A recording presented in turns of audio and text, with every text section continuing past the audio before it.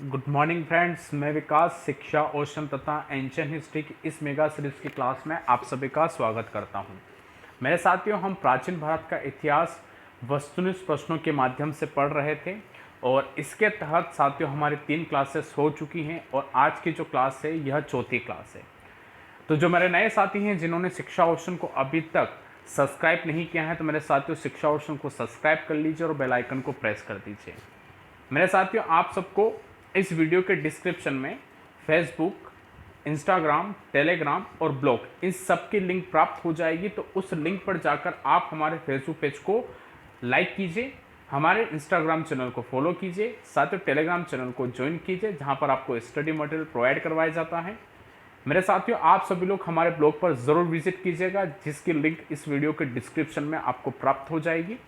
मेरे साथियों, इस ब्लॉग पर आपको हमारे स्टडी मटेरियल यानी क्लासेस के पीडीएफ प्राप्त करवाए जाएंगे, तो एक बार आप ज़रूर वहां पर विजिट करके हर क्लास का पीडीएफ आप लोग वहां से मुफ्त में डाउनलोड कर सकते हैं। मेरे साथियों, शिक्षा ओशन का जो यूट्यूब चैनल है यह UPSC, MPPSC, SSC, railway, bank और जितनी भी स्टेट और सेंट्रल गवर्नमेंट की एग्जाम होती है उन सबकी प्रिपरेशन करवाता है। इसलिए आप सभी लोग शिक्षा ओशन को जरूर सब्सक्राइब कीजिएगा और बेल आइकन को प्रेस कीजिएगा। मेरे साथियों, आज की क्लास शुरू करते हैं। आज की इतिहास की क्लास को आप सभी लोग तुरंत लाइक कर दीजिए और शेयर कर दीजिए। याद रहे साथियों, आपका एक लाइक और आपका एक शेयर हमें मनोबल देता है, ठीक है, और हम जो है अधिक ऊर्जा के साथ वीडियो बनाते हैं। इसलिए आप लाइक और शेयर करने में कंजूसी मत करिएगा। तो मेरे साथियों, आज की क्लास का पहला क्वेश्चन आप लोगों के सामने। मेरे साथियों, पहला क्वेश्चन देखिएगा और इस पूरी मेगा सीरीज का 61वां क्वेश्चन है। क्वेश्चन ये कह रहा है साथियों कि भारत का प्रथम शक राजा कौन था। प्रश्न क्या है, भारत का प्रथम जो शक वंश है उसका राजा कौन था। तो ऑप्शन है मोगा, रुद्रदामन, अजेस और घटोत्कच। कौन आपका प्रथम शक राजा था। तो टू द पॉइंट क्वेश्चन है मेरे साथियों। तो मेरे साथियों, इसका राइट आंसर होगा मोगा। ठीक है, भारत का प्रथम शक राजा मोगा था। ठीक है मेरे साथियों, चले अब अगले प्रश्न पर चलते हैं। प्रश्न क्रमांक 62 बहुत अच्छा प्रश्न है मेरे साथियों। प्रश्न हमसे पूछ रहा है कि स्ट्रेट गोज की नियुक्ति किसने की थी। स्ट्रेट गोज की नियुक्ति किसने की थी। मैं सबसे पहले आप लोगों को ये बता दूं साथियों कि स्ट्रेट गोज होता क्या है। ठीक है, तो साथियों स्ट्रेट गोज का मतलब होता है सेना नायक। सेना नायक जो होता है उस सेना नायक को कहा जाता है आपका स्टेट गोज। ठीक है, तो अब स्टेट गोज की नियुक्ति कौन करते थे। तो ऑप्शन ए है साथियों Yavana, option B Shaka, option C Kushan, option D Huna. तो आप भी साथियों प्रश्न का उत्तर देने का प्रयास करिए, चाहे वह प्रयास गलत ही क्यों ना हो, किंतु आप सभी लोग प्रयास जरूर करिए। तो स्टेट गोज की नियुक्ति आपके हुण नहीं करते थे, कुषाण भी नहीं करते थे, शक भी नहीं करते थे। यवन जो है साथियों, यवन जो राजा थे, यवन राजा अपने सेना नायक यानी सेना अध्यक्ष की नियुक्ति करते थे। तो उस सेना अध्यक्ष को कहा जाता था स्टेट गोज। ठीक है साथियों, तो प्रश्न क्रमांक 62 का राइट आंसर हो जाएगा ए वाला यानी यवन। अब अगले प्रश्न पर चलते हैं मेरे साथियों। अब अगला प्रश्न, आज की जो क्लास है इस क्लास में सारे क्वेश्चन टू द पॉइंट होंगे मेरे साथियों। बहुत ऐसे क्वेश्चन हैं जिसमें कंसेप्ट लगेंगे। ठीक है, तो टू द पॉइंट क्वेश्चन है, तो जल्दी जल्दी क्वेश्चन क्या समय रहेगा, तो आप भी जल्दी जल्दी प्रश्न का उत्तर देने का प्रयास करिएगा।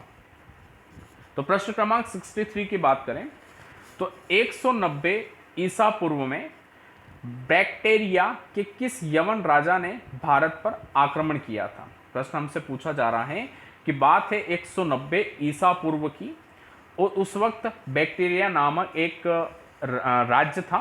ठीक है, जो कि आपके यूनान के निकट आता है, मध्य एशिया और यूरोप में। उस समय यवनों का शासन था।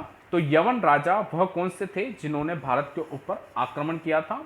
तो option A Demetrius, option B Alexander, option C Seleucus Nicator और ऑप्शन डी मिनांडर। ठीक है, तो वह कौन बैक्टीरिया राजा था, यवनों का राजा था जिसने भारत के ऊपर आक्रमण किया था। तो मेरे साथियों याद रखिएगा वह राजा आपका डिमेट्रियस था। कौन था, डिमेट्रियस ने भारत के ऊपर आक्रमण किया था। तो प्रश्न क्रमांक 63 का राइट आंसर हो जाएगा ए वाला, यानी डिमेट्रियस। मेरे साथियों अगले प्रश्न पर चलते हैं। अगले प्रश्न पर से चलने से पहले मैं आपको बता दूं कि शिक्षा ओशन की तरफ से सुबह 11 बजे क्लास रहती है करंट अफेयर्स की, जो कि लाइव रहती हैं। कल से हमने करंट अफेयर्स का सेशन शुरू किया है। तो साथियों आप लोग समय पर 11 बजे की क्लास में ऑनलाइन रहे, ताकि आप लोगों को मैं करंट अफेयर्स पढ़ा सकूं। इसके पश्चात साथियों 8 बजे हमारी क्लास रहेगी, शाम को रात को 8 बजे। आज से शुरू होने वाला है मिडेवल हिस्ट्री की मेगा सीरीज। तो 8 बजे की क्लास भी आप सभी लोग ज्वाइन करिएगा। इसके पश्चात साथियों 11 जो हमारी 10 बजे क्लास रहती है रात को, इस 10 बजे की क्लास में हम पढ़ते हैं मॉडर्न हिस्ट्री। लाइव मैं लाइव रहता हूं और मॉडर्न हिस्ट्री का अध्ययन हम करते हैं।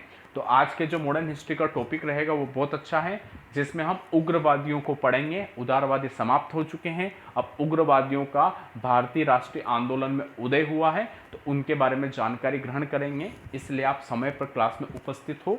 तो जिन साथियों ने अभी भी शिक्षा ओशन को सब्सक्राइब नहीं किया है, तो साथियों बहुत सारे प्लान हमारे अभी चल रहे हैं और भविष्य में बहुत सारे प्लान को हम लागू करने वाले हैं। तो सारे प्लान का लाभ लेने के लिए आप शिक्षा ओशन को ज़रूर सब्सक्राइब कीजिए और बेल आइकन को प्रेस कीजिए। साथियों बेल आइकन को प्रेस करोगे तो क्लास के नोटिफिकेशन आप तक पहुँच जाएगी। इसलिए आप क्लास को ज़रूर आप सब्सक्राइब शेयर कीजिएगा, लाइक कीजिएगा और शिक्षा ओशन को सब्सक्राइब और बेल आइकन को प्रेस कीजिएगा। चलिए मेरे साथियों अब प्रश्न क्रमांक 64 के बारे में बात कर लेते हैं।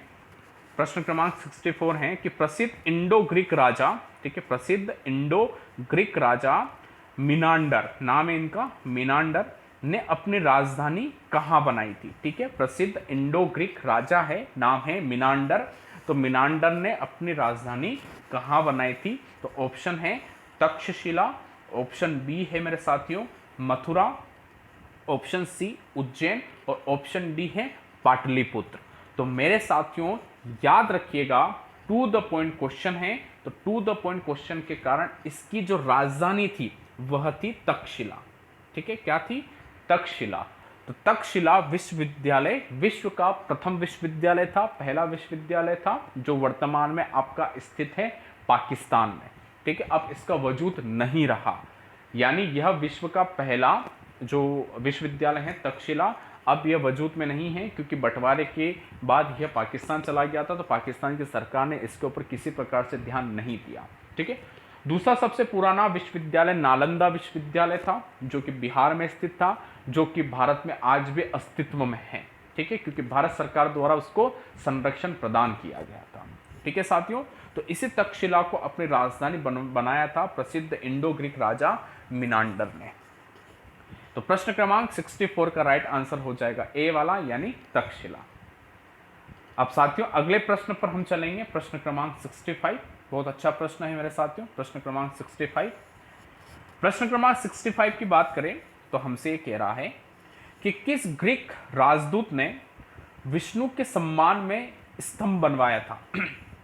वह कौन ग्रीक राजदूत था जिसने भगवान विष्णु के सम्मान में आपका एक स्तंभ बनवाया था। ठीक है, तो उसका नाम मेगास्थनीज ऑप्शन के रूप में हिलियोडोरस, हीरोडोटस और फाइयान। तो मेरे साथ जल्द से जल्द आप कमेंट करके इसका आंसर दीजिए कि वह कौन सा ग्रीक राजदूत था जिसने विष्णु के सम्मान में स्तंभ को बनवाया था।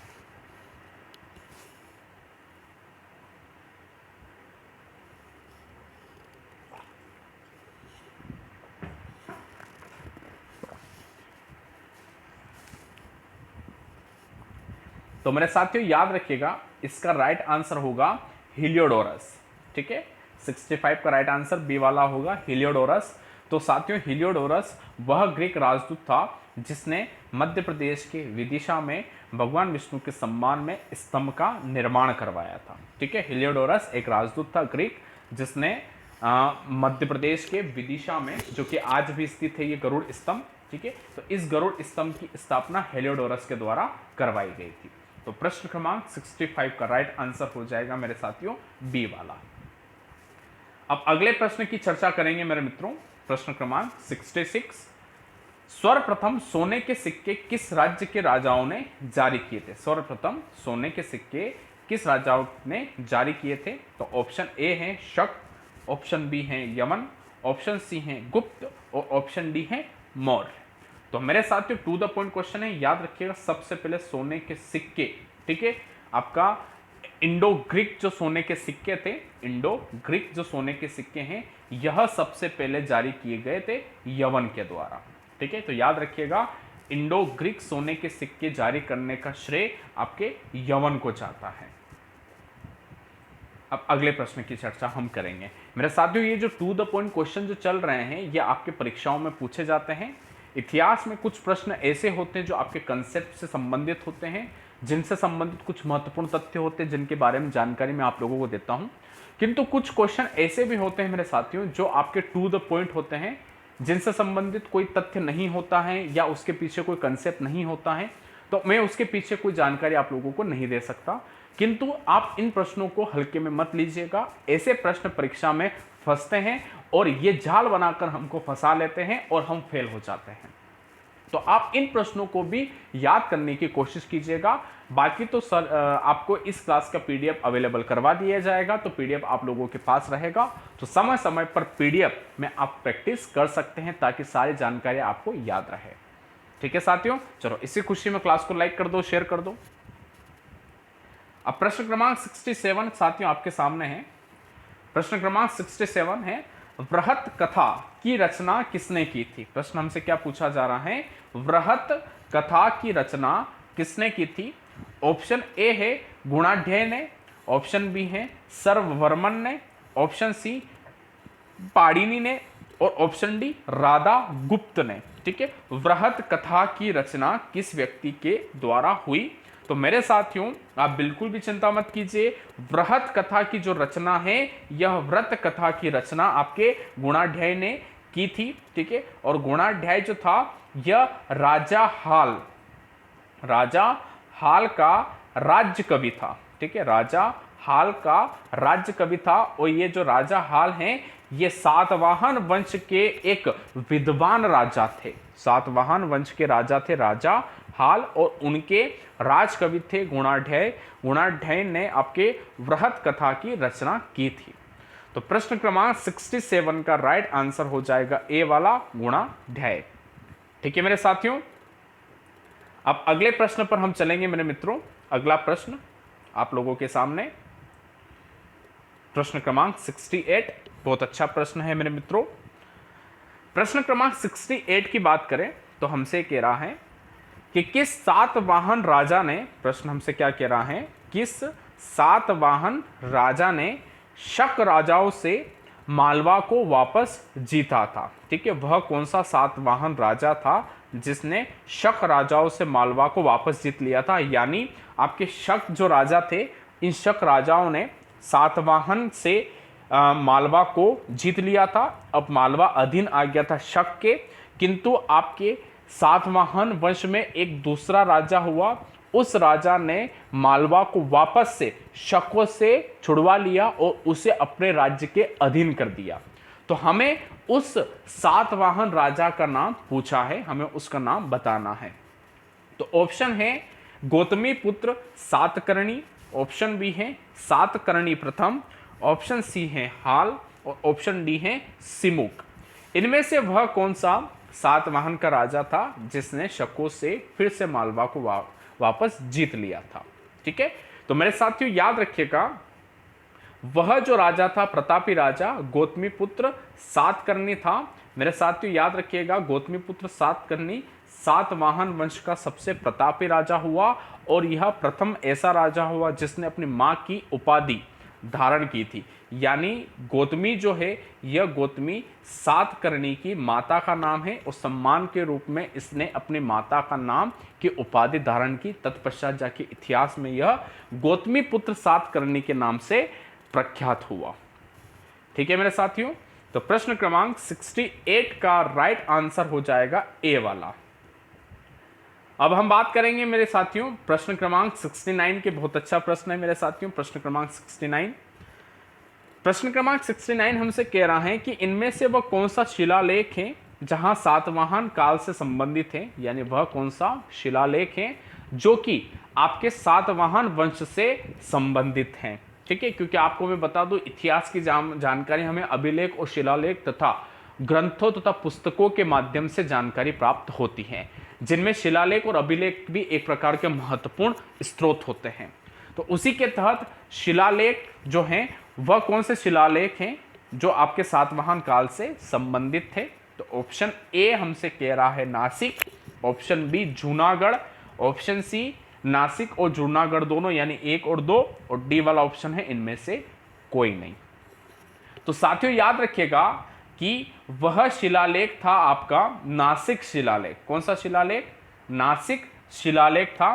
तो प्रश्न क्रमांक 69 का राइट आंसर हो जाएगा ए वाला नासिक। और नासिक शिलालेख स्थित है महाराष्ट्र के नासिक में, जिसकी स्थापना या जिसका निर्माण आपके करवाया था गौतमी पुत्र सातकर्णी की मां यानी गौतमी ने करवाया था। ठीक है, गौतमी पुत्र सातकर्णी की मां गौतमी ने इस शिलालेख का निर्माण करवाया था। ठीक है साथियों, तो प्रश्न क्रमांक 69 का राइट आंसर होगा ए वाला नासिक। अब अगले प्रश्न की चर्चा करेंगे मेरे साथियों। प्रश्न क्रमांक 70, सातवाहन वंश के किस राजा ने घाता सप्तशती की रचना की? सातवाहन वंश का वह कौन सा राजा था जिसने घाता सप्तशती की रचना की थी?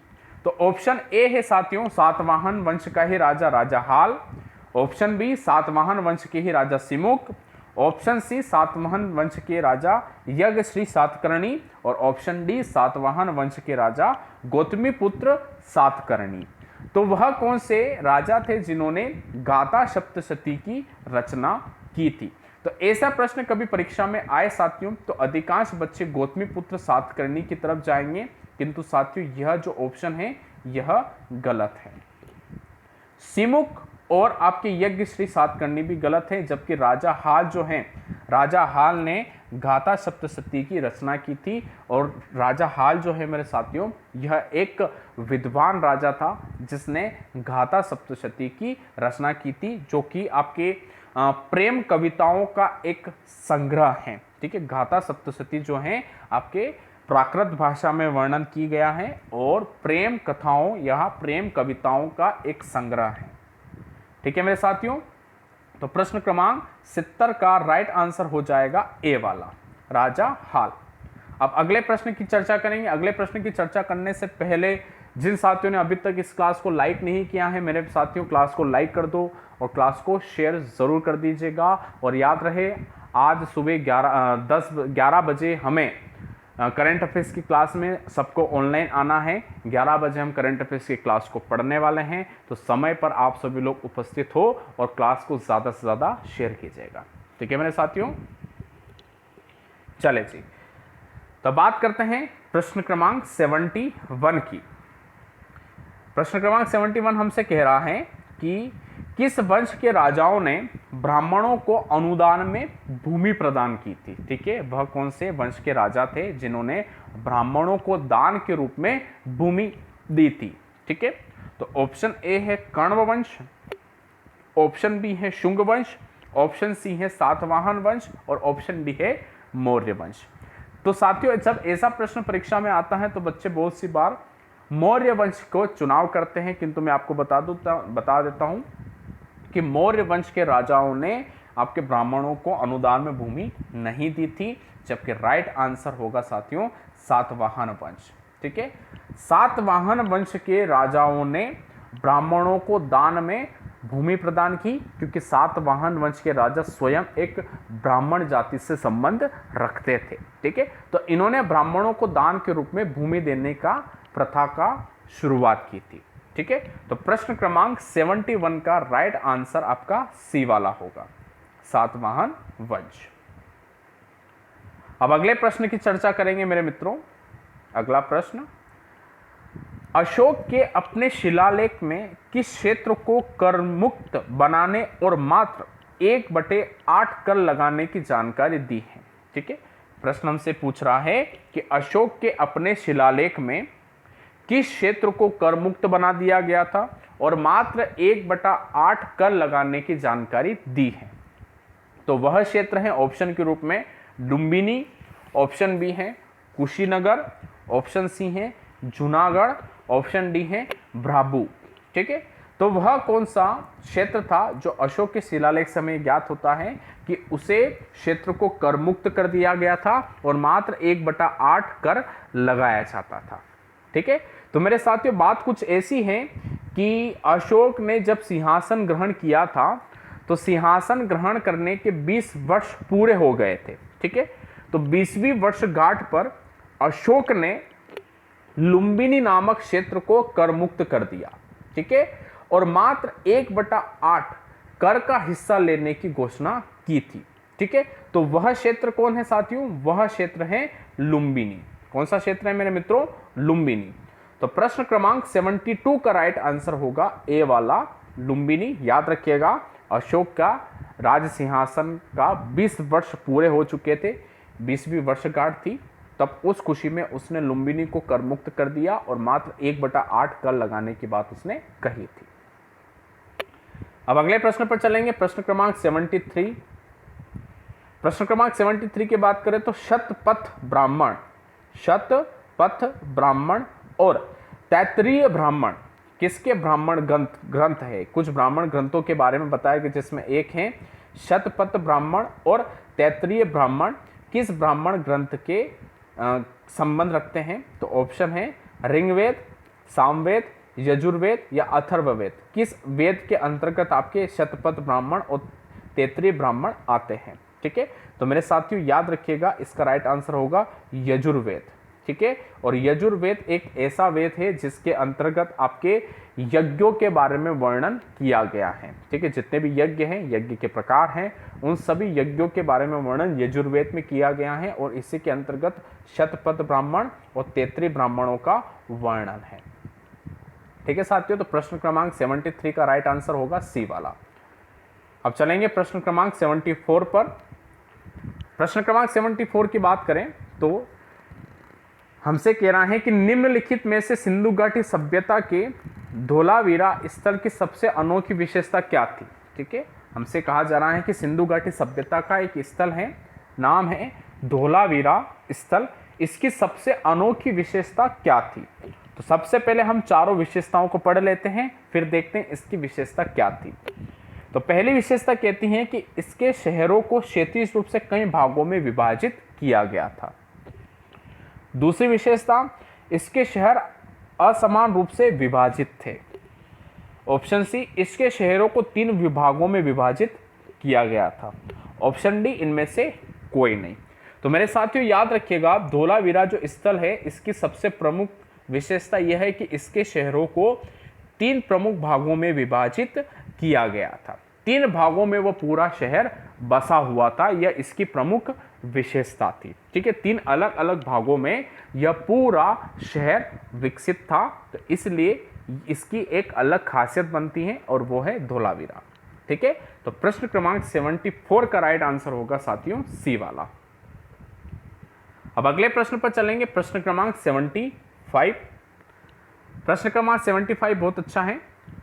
कौन से राज्य गौतम बुद्ध के जीवन से संबंध रखते हैं? कौन से राज्य गौतम बुद्ध के जीवन से संबंध रखते हैं? तो ऑप्शन मतलब कि पहला राज्य है अवंती, दूसरा राज्य है गांधार, तीसरा राज्य है कौशल और चौथा राज्य है मगध।